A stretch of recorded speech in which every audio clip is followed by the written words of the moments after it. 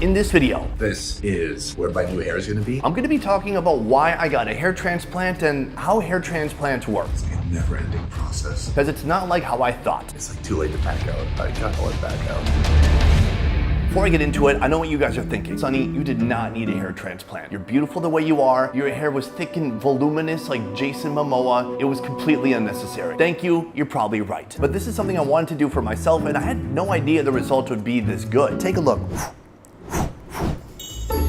Let's go back to the problem. I know people might think I was losing my hair a lot over time, but even if you go back to 10, 12 years ago, I always had a bit of a widow's peak right here. And then the hairline didn't move back much. I just was losing density of my hair everywhere. For a long time, I was starting to hate the way it looked on camera because I wear a bandana because a bandana is cool. The problem is that when I would wear the bandana, you would just always see this skin part right up here and it really bothered me. I would try to maybe make the bandana thicker or push it up more and it just looked weirder and weirder. Until one day, a friend who has been on this show, who I will not reveal, told me that he had gotten a hair transplant in Thailand. And he said it was pretty cheap, actually. The place I went, it cost $3,000. $3,000 for a procedure that lasts a lifetime. I can't believe it. This is something I never would have researched for myself, but since my friend did it and he had good results, I thought, you know what, I'm going to Thailand. All those videos I made in Thailand for the second channel, that was right before the surgery. So before I get to the procedure, the answer as to why I wanted to get a hair transplant is because I just wanted to look better on camera. Anytime somebody gets work done on themselves, it can be kind of controversial. There's a line somewhere, right? Some things seem understandable, like braces, which I've had in the past, and then some things seem a bit too far. We all know those people, when you see them, they've gone too far. I didn't think having a hair transplant was nothing, but it didn't seem like a crazy, life-altering surgery that I couldn't come back from. That was until the day of the surgery when I freaked out. Alright, so this is the last time you're going to see me as a semi-balding 37-year-old. After this, I don't know, but I'm hoping for the best. I'm a little bit nervous. Right now, I'm about to step in to a surgery. I'm mostly scared because it's an 8-hour surgery and they've just blindfolded you for 8 hours and you just sit there. Ugh, who wants that? So I'm going to head in right now and see what happens. The only way I picked the clinic I went to is because it's where my friend went to. Right before the surgery, I asked them if I could shoot some behind the scenes clips so I could show people later. To my surprise, they said yes. And I want to make it clear, they did not pay me to make this video. I'm making this video because I think it is an interesting procedure, and if I was one of you guys, I would think, hey, how the hell does a hair transplant work? Well, here's how. So before you get the procedure, you sit down with the doctor and they tell you a bunch of things that you maybe should have researched before that moment, which I didn't. First, they said there are a bunch of things that can go wrong. Your head can reject the hairs. You can have this hair shock syndrome where a bunch of your hair falls out. And the weirdest thing is because they are transplanting your hair, if you don't take the special pills, you could end up keeping the hair in front that they transplanted and losing the rest of the hair behind it, looking like a complete psychopath. What throws people off is that after a few weeks, most of the hair they transplanted falls out. Oh yes, this is a long-term commitment. They told me your hair is going to be looking good and ideal in 12 to 18 months. 12 to 18 months. I thought, I already paid the deposit. Let's just do this.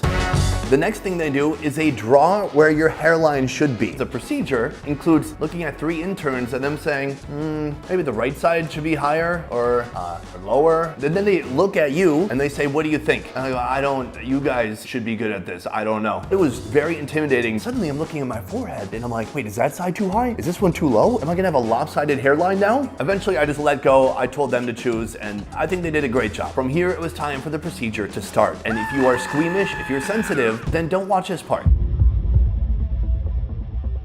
So first they take a little tool and they start punching little holes in your scalp.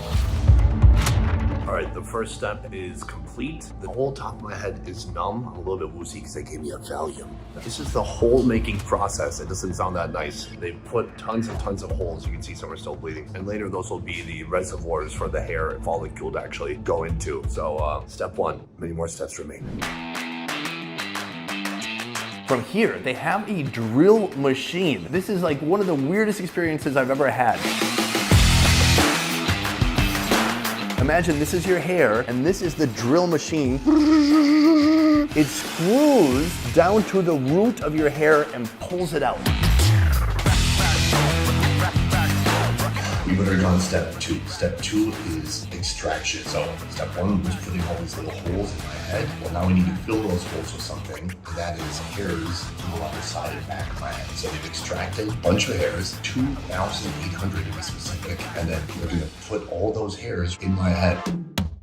Now it's time for step 3, putting the donor hairs here into this area. They have a little tool. It's just like this little bottle with a hair at the end. So they have a whole team working to take the hairs and put them in this little device and shove them into those holes that they've made already. This feels really weird because you can't necessarily feel any pain, but you do feel the pressure of someone kind of torquing on your head a little bit. It took hours and hours, and I think I took a lunch break in the middle of it, but mainly I tried to sit on that table, be quiet, and try to get this thing over. At this point, I am full of dread. I'm wondering, what the F have I done? Was this a mistake? Is my hair gonna fall out? And if it was even gonna work, I mean, I saw some guys on Reddit who talked about getting a hair transplant in Turkey for $5,000. It all fell out, but they went through all that pain still anyway. So this is what I'm thinking at this point. That is, until I see myself in the mirror once all the transplant has been completed.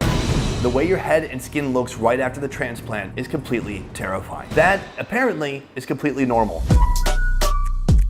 All right, so it's been roughly 11 hours since I got here, and it's finally over. He said it went well overall. Be careful, because it needs 24 hours now to kind of harden and stay in place. So, got to be very careful. Right now, we're gonna do some after pictures and go home.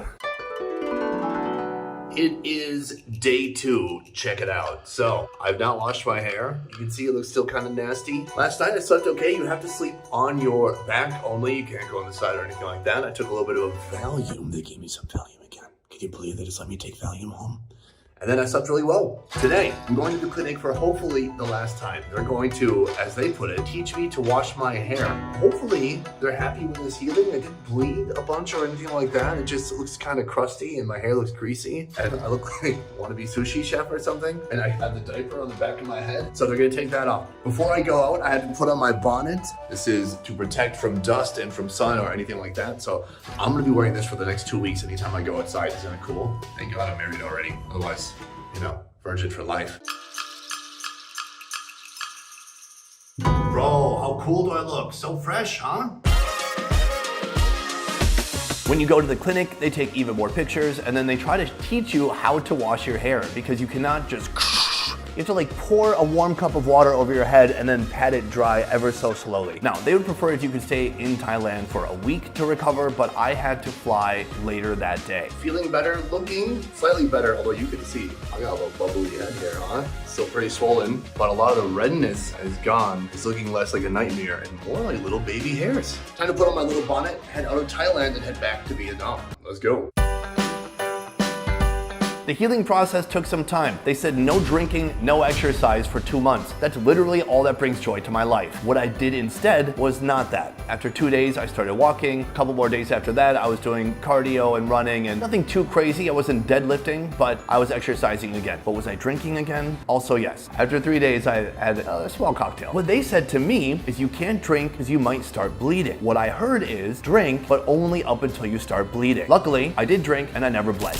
From here, the healing process felt like it took forever. What's interesting is I have a lot of footage because I do this show, so I can show you over time what happened. Mongolia. Mongolia is very sunny, and this area became really sensitive to sun and would sunburn very easily. So I decided just to wear a hat. From there, a couple months later, we went to Indonesia. Here, I finally felt comfortable wearing the bandana again, but you can see a lot of the hair has fallen out, and it looks pretty terrible. I think it maybe even looks worse than before I got the transplant. If you look at some of the scenes in Indonesia, I just have these big empty spots where there's no hair. After that, we did Sri Lanka, still pretty poor. After that, over the next few weeks, it started to heal and just little hairs would begin to sprout and grow until now it's finally become thick. It has been about 4 months since my hair transplant and I must say I am blown away. I mean, there was all nothing here before and now it's all my hair. It blends in pretty perfectly. And then now when I wear the bandana, boom, hair the whole way. No more big gaps.